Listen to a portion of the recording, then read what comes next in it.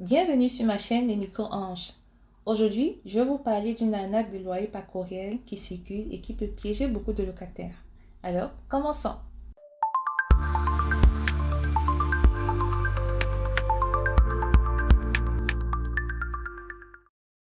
J'ai reçu ce courriel dans ma boîte email et je vais le lire et après nous allons analyser pour voir si c'est une arnaque ou pas. Le courriel, il est le suivant.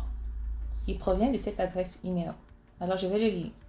Monsieur, madame, nous sommes sincèrement désolés pour tout. Si vous avez l'habitude de faire un règlement automatique de votre compte bancaire pour payer votre loyer ou encore un paiement par virement bancaire, nous vous informons de la mise à jour de nos coordonnées du nouveau paiement de votre loyer. Désormais, votre loyer doit se payer sur cette nouvelle adresse par virement Interact. Sauf erreur de notre part, nous n'avons pas encore reçu le paiement de votre loyer, entre parenthèses mois impayé, conformément au contrat de location signé. La date limite de paiement est dépassée. Nous vous remercions de bien vouloir poursuivre le paiement dans le plus bref délai afin de régler aimablement votre situation. L'adresse courriel du virement Interact, c'est votreagence12@gmail.com.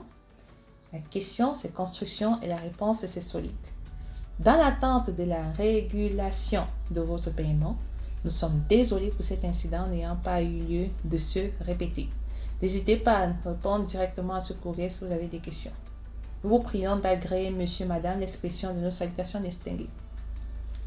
Alors, ça c'est le courriel que j'ai reçu ce matin par rapport à un loyer impayé et cette prétendue agence veut me faire croire que ça c'est un courriel légal et je dois désormais effectuer le paiement via les informations qui sont communiquées dans ce courriel.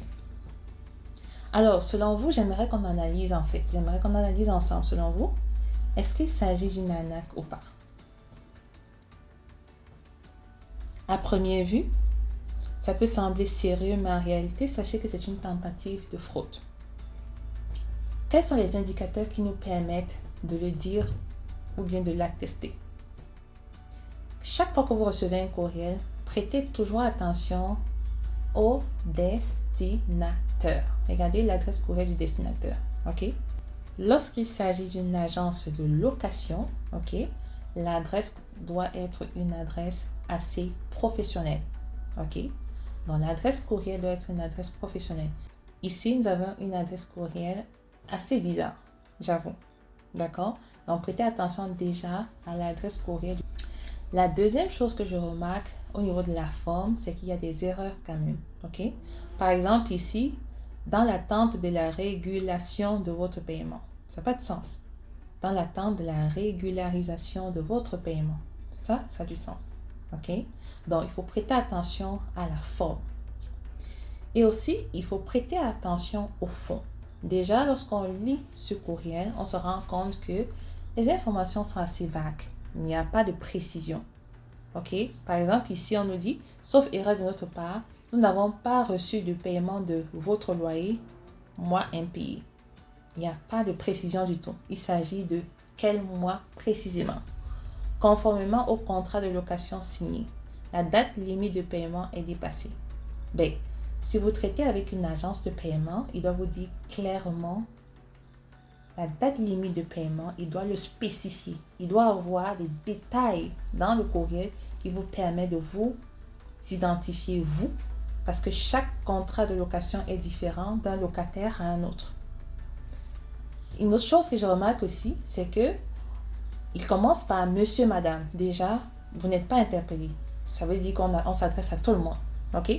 Donc, quand il s'agit d'une personne qui est ciblée, on devrait vous appeler par votre nom. Monsieur tel, madame tel. Ici, ce n'est pas le cas. OK? Ensuite, il vous communique une adresse de virement Interact, votreagence12@gmail.com. C'est assez bizarre. OK? Si votre propriétaire change de méthode de paiement ou bien votre agence, il doit vous informer officiellement avec des documents clairs. OK? Ça doit être officiel avec des documents clairs. D'accord? Lorsque le moyen de paiement change, il doit en fait vous envoyer un courrier recommandé postal Ça doit être officiel et vous devez accuser réception. D'accord? Et ensuite, on peut remarquer la date limite de paiement est dépassée. OK? La date limite de paiement est dépassée. Nous vous remercions de bien vouloir poursuivre le paiement dans le plus bref délai. Quel délai? OK? Si la date limite de paiement est dépassée, quelle est la date limite de ce paiement? Pourquoi ce n'est pas spécifié? Combien de jours il vous reste? Dans certains cas, si vous ne payez pas votre loyer à temps, normalement, on devrait vous prévenir qu'il y aura une mise en demeure. OK? Il y a des mesures qui vont être prises par la suite. Ici, il n'y a rien du tout. Il y a juste comme une obligation d'effectuer le paiement et c'est tout. Donc, prenez le temps d'analyser la forme et le fond. La dernière chose également que je remarque, c'est l'absence de signature professionnelle. Ici, il n'y a aucune signature. OK? Il n'y a pas de nom, il n'y a pas de prénom, il n'y a pas de numéro de téléphone, il n'y a rien. Quand vous recevez ce type de courriel, faites très attention. OK? Alors, que faire si vous recevez un tel courriel? Premièrement, ne payez jamais directement à une nouvelle adresse sans une confirmation de votre agence réelle. OK? Donc, contactez toujours le propriétaire ou votre agence par téléphone de façon officielle et confirmez les informations avant toute chose. D'accord? Et aussi, si vous voulez aller plus loin, vous pouvez signaler ce courriel au Centre antifraude du Canada ou aux autorités locales si vous êtes ailleurs. OK? Donc, rappelez-vous, un simple petit appel peut vous éviter de perdre de centaines de dollars. Chaque jour, une question, une idée, un déclic. Merci d'avoir écouté Ange au micro, la voix qui éclaire ton quotidien.